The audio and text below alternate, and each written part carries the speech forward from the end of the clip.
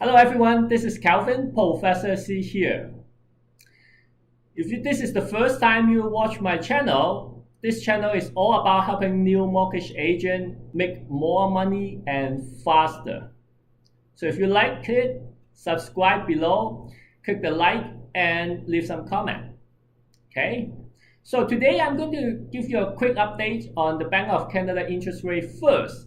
First of all, you probably have heard that Bank of Canada interest rate is remaining the same. It is not going up, not going down. It is going to remain the same. Okay. The governor of Bank of Canada is basically saying that there are a lot of uncertainty in the world. Internally, the prime minister is, quote unquote, in trouble. There's something. There's about a big company called SNC Lavender is having some issue, and the prime minister is trying to have some issue with them.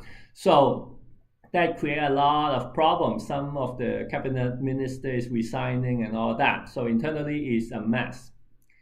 United States and China is in trade talk. I don't know how it goes. I never know how Trump fought. I can't understand his policy, but anyway, it's uncertainty. UK is Brexit and other stuff going on, and to summarize everything, the world is now in a state of chaotic, and so that's why the Bank of Canada governor decided to keep the rate remain the same. But more importantly, today I'm not going to only update you on the Bank of Canada interest rate, but more importantly is a question that comes to me all the time, especially about now, is should I buy property now? Okay. Last week there's a gentleman asked me about this question, and I spent the next hour telling him my philosophy. And I'm not going to spend an hour to tell you what I tell him, but I'm going to summarize it for you. This most of the people know I deal with a lot of, I'm not a real estate agent, but I work with a lot of successful real estate agents. So we talk about this topic all the time, and a lot of clients ask my opinion about this.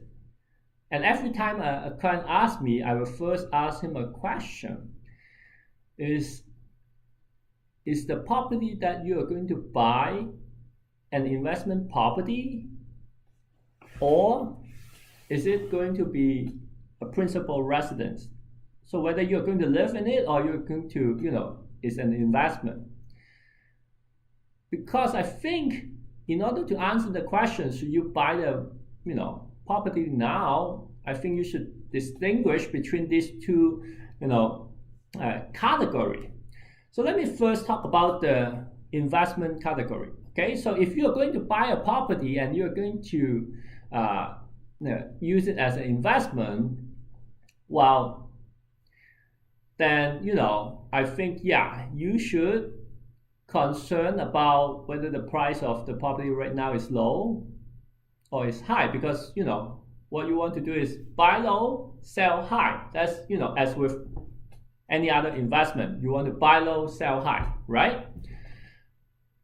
So is it low right now? I don't know.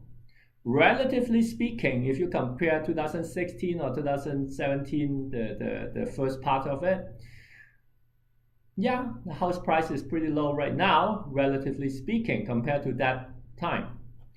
However, if you have a crystal ball and if you look at 2020 or something like that, you may say, well, it's not low because next year it may be lower.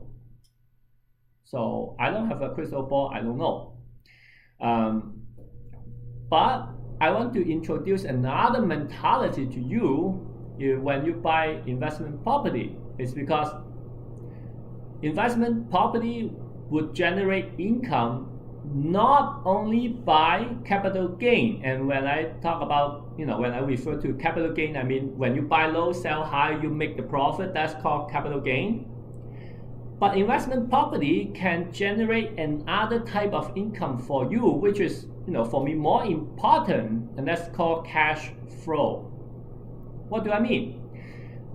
Say that you buy a property and is, renting out for $2,500 a month, and your mortgage, property tax, and all the miscellaneous expense comes to $2,000 a month. You are making $500 a month. Am I correct? That is a very good investment to me, right? And to me, that's more important than the capital gain, because, let me make you an example. Say that I buy this house for $500,000. I got this, tenant and paying me this rent. Next day it dropped to $450,000. Am I in a panic mode? Do I have to, be afraid?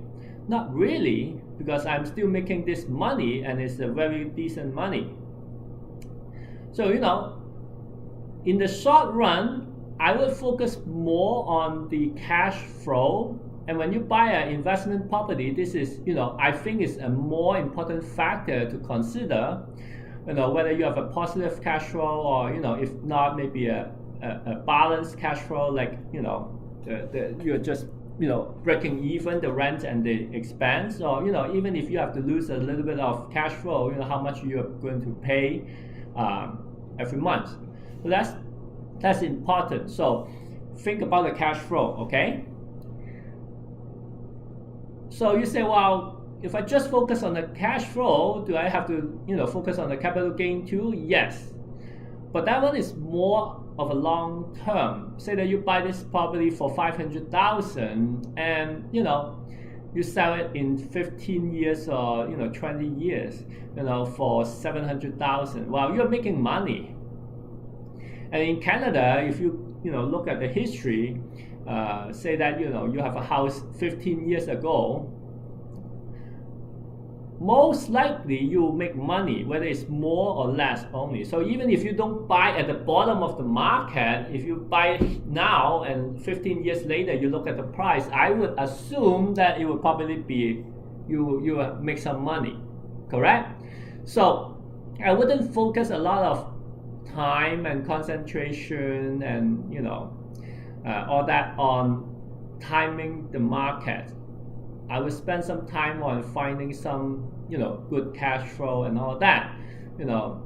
At the end of the day, the cash flow is the profit in the near term. Once you get the tenant, next day, next month you're making $500. The month after you're making $500.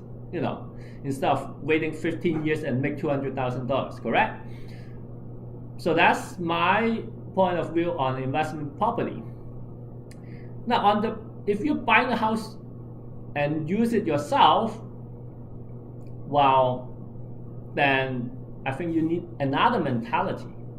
A lot of people, when they ask me, when is a good time to buy? And my answer is, if it is for principal residence, if you are going to live in it, the best time to buy is when you need it.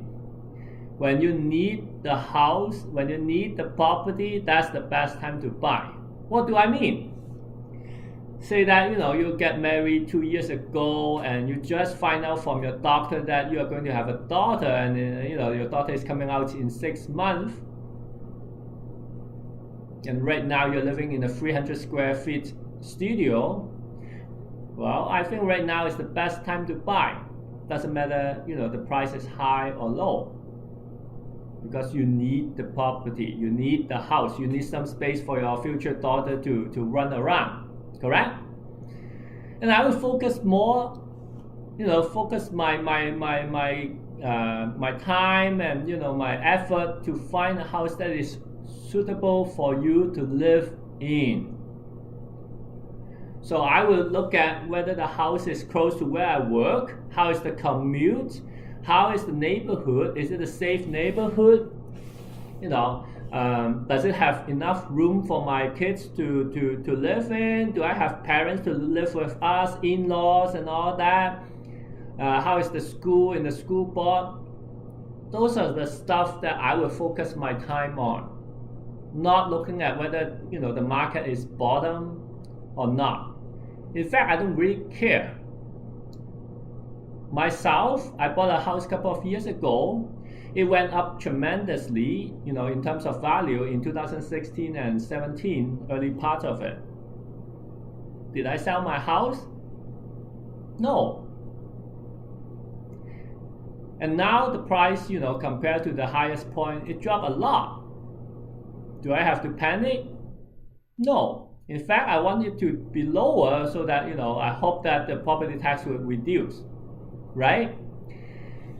So I wouldn't focus too much time on, finding the best time to buy the house if it is for self-use.